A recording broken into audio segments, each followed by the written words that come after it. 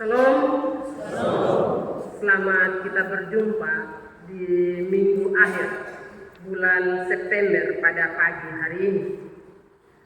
Bapak, Mama, saudara-saudara yang saya kasihi dalam Tuhan, tema yang akan kita renungkan bersama pada pagi hari ini yaitu sorga dan neraka. Bapak, Mama, ketika kita mendengar tema ini, apa yang ada dalam pikiran kita? Bapak, Ibu, saudara-saudara yang saya kasihi dalam Tuhan, tema ini menggambarkan suatu dialektika dari hidup kita saat ini. Sorga dan neraka adalah dua realitas akhir manusia yang kontras. Sorga adalah sukacita kekal bersama dengan Allah, dan neraka sebagai penderitaan kekal dan terpisah dari Allah. Karena sorga ada, maka manusia punya harapan untuk hidup benar. Dan karena neraka juga ada, maka menjadi peringatan bagi manusia untuk tidak menyia-nyiakan hidup. Karena hidup yang sia-sia adalah hidup yang tidak berpengharapan, atau hidup tanpa harapan akan keselamatan. Bapak, Mama, sebaliknya, kalau tidak ada neraka, maka sorga akan kehilangan makna. Orang tidak akan berusaha untuk hidup benar untuk masuk sorga, karena penghukuman tidak ada. Maka dalam hidup ini yang salah pun akan dianggap benar dan terus dilakukan karena tidak ada penderitaan kekal yang perlu ditakuti dalam hidup ini. Begitu juga tanpa sorga, maka neraka akan hanya jadi penderitaan tanpa makna. Tidak ada bedanya antara orang percaya dan yang menolak kebenaran. Dunia ini hanya dipenuhi kepasrahan tanpa harapan.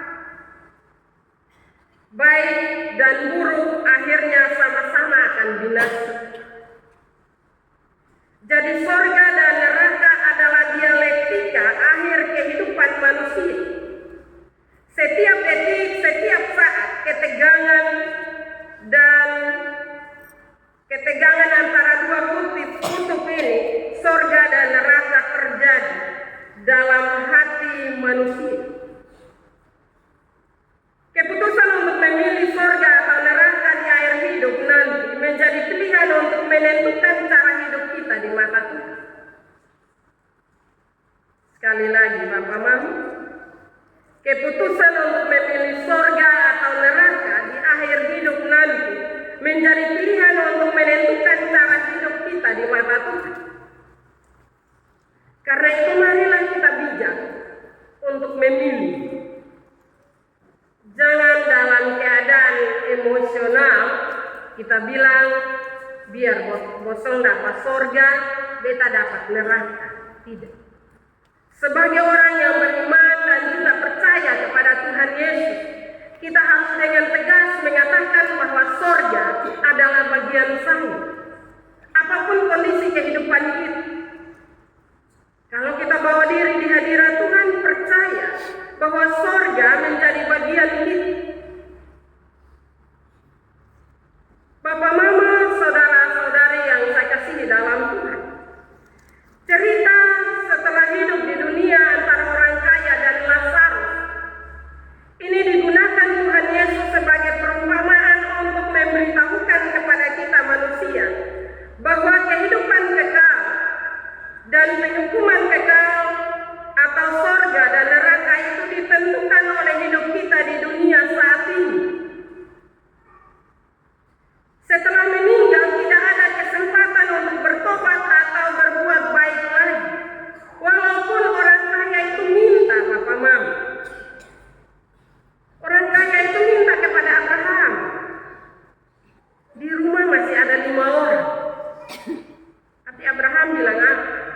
di sana ada nabi, di sana ada orang-orang yang memberitakan. Artinya Bapak Mama, bahwa tidak ada kesempatan kedua untuk kita berbuat baik atau bertobat setelah kematian. Kesempatan itu datang satu kali selama kita hidup. Bapak Mama, saudara-saudara yang saya kasihi dalam Tuhan, jawaban Abraham atas permintaan orang kaya itu menunjukkan surga dan neraka adalah dua tempat yang saling berbeda dan tidak terjangkau satu dengan yang lainnya. Orang dari surga tidak dapat ke neraka dan sebaliknya. Artinya Bapak Mama, keputusan dalam hidup saat ini adalah mutlak untuk menentukan pilihan tempat setelah mati. Bapak Mama, saudara-saudara, ada cerita lucu yang saya pernah dengar orang bilang begini, Bapak Mama.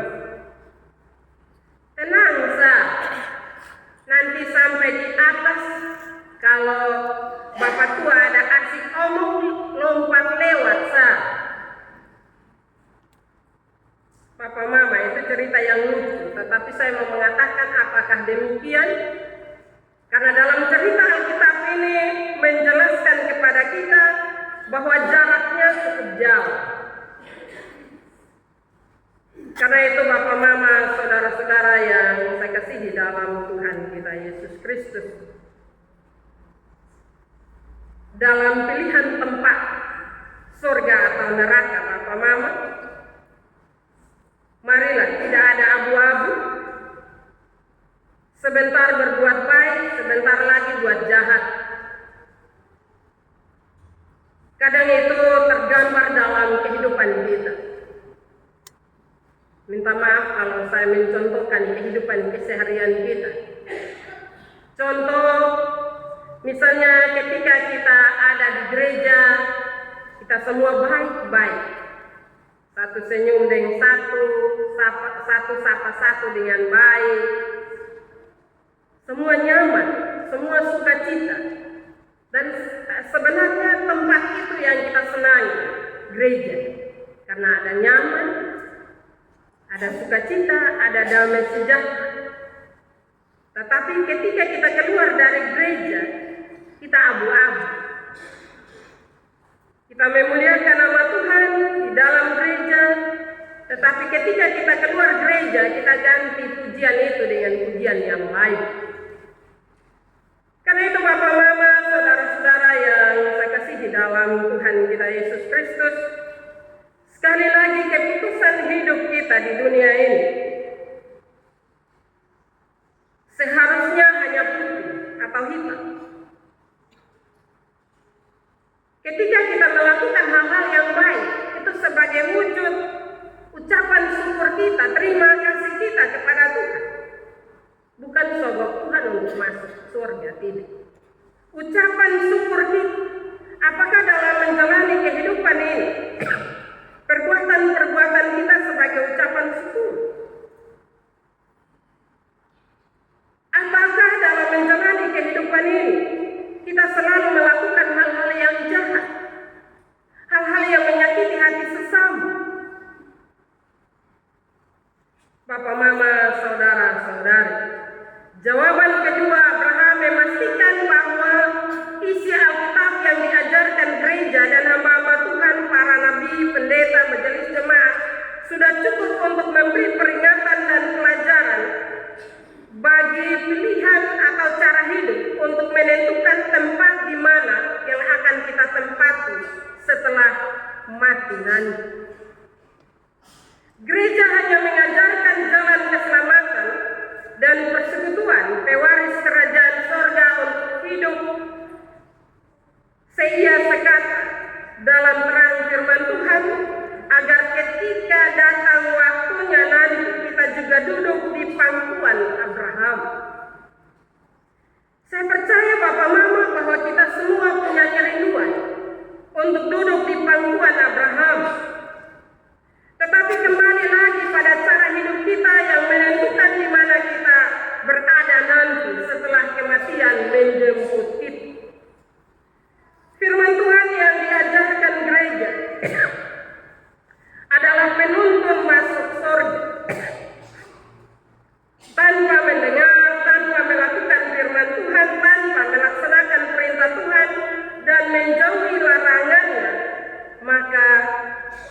jangan kita menyesal. Karena kesempatan kita untuk masuk surga hanyalah saat selama kita diberi kesempatan hidup atau masih ada nafas. Saat kita masih hidup dan punya kesempatan untuk melakukan kehendak Tuhan. Jadi saatnya adalah sekarang ini. Jangan kita tunda-tunda waktunya. Sekarang ini marilah kita berupaya untuk hidup sesuai kehendak Tuhan. Memang kita tidak sempurna, Bapak Mama. Tetapi kita harus jalan menuju kepada kesempurnaan itu. Kenapa Bapak Mama? Karena kita tidak tahu kapan kita mati. Kapan Tuhan memanggil kita. Karena jarak antara hidup kita saat ini dan cerita antara orang kaya dan Lazarus ini sangat dekat dengan kita. Sehingga kita tidak bisa lagi menunda untuk hidup seperti orang kaya yang sering lupa sesama dan lupa Tuhan. Kekayaan bukan sebuah kesalahan, Bapak Mama. Tetapi apakah dengan kekayaan itu kita dapat menolong sesama? Atau hanya untuk diri kita sendiri? Dan apakah dengan kekayaan dan akhirnya kita melupakan Tuhan? Kita hanya mengutamakan kekayaan kita dan kita lupa sumber itu sendiri. Surga dan neraka adalah realita, Bapak Mama. Itu nyata dan ada. Kalau tidak ada surga, maka tidak ada pengharapan dalam hidup ini. Tidak ada pengharapan, maka tidak ada Tuhan. Kalau tidak ada Tuhan, maka tidak ada penghakiman terakhir. Dan kalau penghakiman itu tidak ada, maka hidup ini tidak bermakna. Bapak Mama, saudara-saudara yang saya kasihi dalam Tuhan, kehidupan kita tidak bermakna, tidak teratur dan hampa. Tuhan Yesus tidak perlu mengalami penderitaan dan mati untuk menyelamatkan kita, untuk menebus dosa kita. Kalau surga dan neraka tidak nyata, untuk apa dosa ditebus, Bapak Mama? Kalau surga tidak ada, untuk apa Allah menciptakan manusia di dunia ini? Untuk dihukumkah? Tidak mungkin, Bapak Mama. Seluruh karya Allah dalam Alkitab hanya mengarah kepada satu hal, yaitu karya penyelamatan agar ciptaannya yang penting, yang paling mulia, yang disebut dengan tangan Allah, yang dibuat dengan tangan Allah sendiri, bisa ada bersama-sama dengan Dia dalam keselamatan yang kekal. Allah mengizinkan sakit, penderitaan, keterbatasan, kemiskinan, bencana dan peperangan terjadi hanya untuk menyelamatkan kita. Hanya agar kita selalu sadar bahwa Allah menghendaki pertobatan di saat kita hidup di dunia ini, agar kita layak duduk di pangkuan Abraham.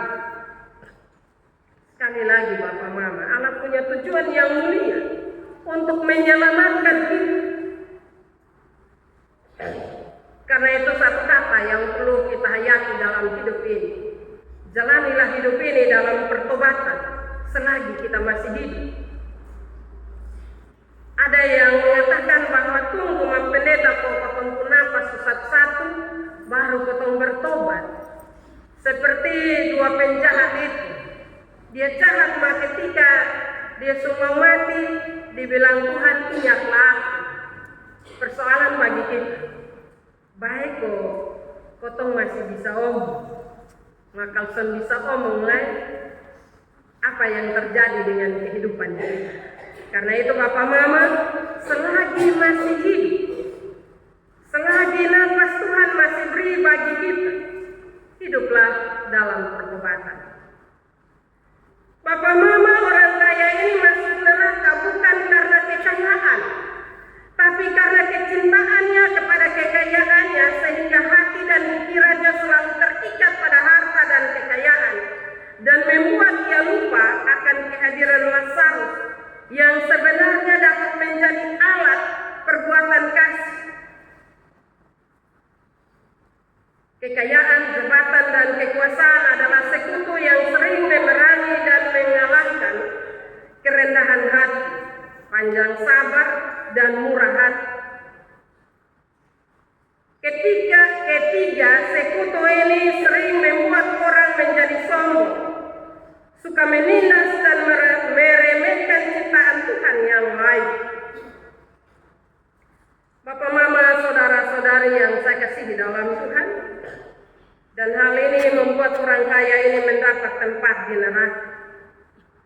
Sedangkan Lazarus yang selalu tabah, selalu melawan hawa nafsu dan rendah hati mendapat kemuliaan setelah kematiannya. Bapak, Ibu, saudara-saudari yang dikasihi Tuhan, dari firman Tuhan hari ini memberikan 4 catatan penting untuk kita lakukan dalam kehidupan kita. Yang pertama, jangan hidup seolah-olah tidak ada kehidupan kekal. Sorga dan neraka itu nyata, maka hiduplah dengan berpengharapan untuk masuk ke dalam sorga melalui iman percaya kita kepada Yesus Kristus. Hal yang kedua, hidup dalam iman bukan hanya mengejar kesenangan, kekayaan, jabatan, dan kekuasaan, bukan penyebab orang masuk neraka, tapi juga bukan jaminan orang masuk surga. Karena itu ketiga sekutu itu jangan dijadikan tuan, tapi pakai sebagai alat untuk masuk surga. Hal yang ketiga, bertobat dengan sungguh-sungguh saat ini dan selama masih hidup, karena kita tidak tahu kapan kita mati, dan setelah mati tidak ada lagi pertobatan. Karena itu sekali lagi Bapak, Mama, kalau kita bertobat jangan setengah-setengah, tapi bertobatlah sungguh-sungguh selama napas Tuhan masih beri dalam kehidupan kita. Dan pakailah kesempatan hidup yang Tuhan beri bagi kita untuk memberitakan firman Tuhan. Hal yang keempat, firman Tuhan adalah alat Allah untuk menuntun kita kepada keselamatan. Tidak ada orang yang mati yang akan bangkit untuk mengingatkan kita lagi. Kalaupun ada, sifat kemanusiaan kita akan membuat kita tidak percaya. Seperti perkataan Abraham kepada orang kaya. Tuhan sudah bangkit dan melengkapi firman Tuhan dalam Alkitab kita. Karena itu bacalah, dengarlah, laksanakan perintahnya dan jauhi larangannya. Karena itu Bapak, Mama, sebagai manusia, coba kita lihat dalam kehidupan kita. Ketika seroja, semua orang hidup dalam pertobatan ya Bapak, Mama. Tapi setelah seroja, apa yang terjadi? Belajar dari kebenaran firman Tuhan ini. Dekatkan diri kepada Tuhan dan lakukan kebenaran firman Tuhan dengan sepenuh hati. Jangan setengah-setengah. Tuhan menuntut kesempurnaan dari kita. Karena itu untuk menuju kesempurnaan itu kita diproses dalam berbagai hal. Jangan mundur, tetapi melangkah maju. Supaya nama Tuhan dipermuliakan dalam hidup kita dan sorga menjadi pilihan hidup kita sebagai orang-orang beriman. Firman Tuhan memberkati kita pada pagi hari ini. Amin.